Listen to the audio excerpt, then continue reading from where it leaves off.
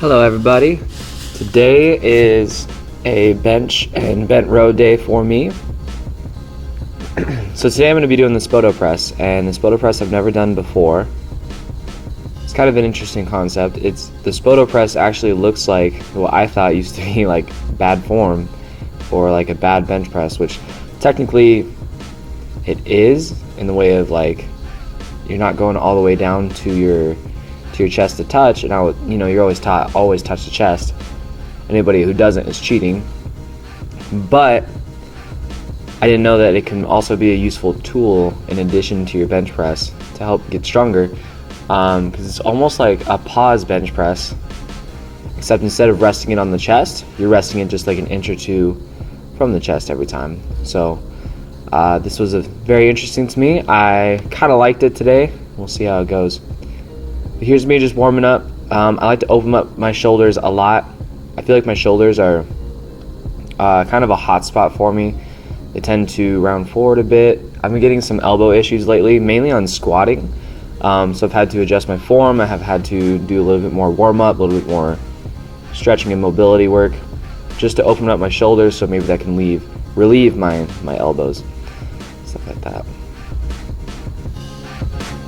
So again, going into warm-ups, I like to do a little bit of shoulder work. Going into a bench press, I like to do just some mobility drills, get warm, get the body ready, get some blood in those joints. And as you can tell, I'm wearing a headband. And the headband, just like how guys will wear weightlifting belts, the headband is the same effect around the head. I believe it's called intracranial pressure. So that helps with lifts a lot. I would highly recommend it if you want to get some big lifts.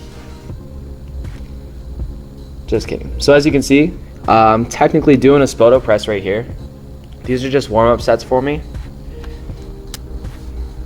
And the biggest thing is just trying to figure out how to control the weights the best I can, because it's almost like a pause bench, but you're stopping just an inch or two from the chest.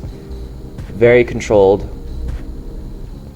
And so moving the weight, I'm still trying to be powerful on the way up, trying to be aggressive on the way up, but then controlling it on the way down. These are just warm-ups.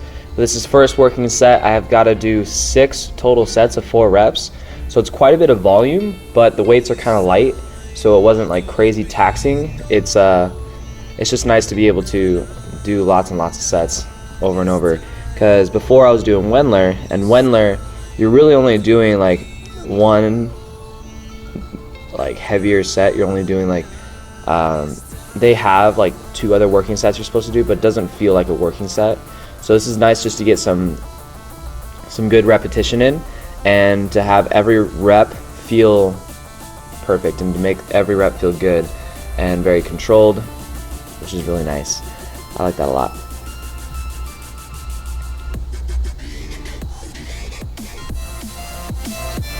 So one of my other focuses too is while I'm bench pressing, my hips tend to shoot up, which a little bit isn't bad at all as long as your butt stays on the bench. So here my butt is staying on the bench, but you can tell I'm using leg drive to get the bar up, which is fine. It's just sometimes when it gets really heavy, as you can see from the side, like my glutes are still staying on the bench, but my hips are pushing and driving up toward my torso, which can transfer into my arms so I can be more powerful. So I filmed from the side so you can see a little bit more bar path, and as you can see, the bar path is going a little bit lower to the sternum and then more back toward the rack, and that's how a bench press should be done. It shouldn't be a straight line up and down. A bench press, there should be an arc to it every single rep. This was the last set, and then right after this I went into bent row.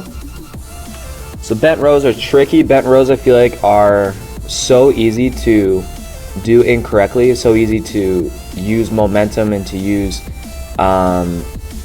leverage inappropriately to get the weight up. I see guys at the gym all the time who are standing way too high, who are basically just doing a shrug, but they're trying to do a bent row with way too much weight, and I'm not about that life. So I like pause bent row, because it forces you to pause at the top just for a second to make sure that you got the weight up and not just trying to use a bunch of momentum and leverage to get the weight up. It's actual like a bent row. And every time that I do my bent row, I try to get the bar below the knees every time so that I can use that as a reference to know that I got the bar low enough every time. And I always make sure my chin is in and not, oh, there's a leg check. But no, I always try to make sure my chin is in, almost like trying to give yourself a double chin, so that my spine will stay more aligned and strong too. So this is it. This is the last set, but I'll see you guys in the next video.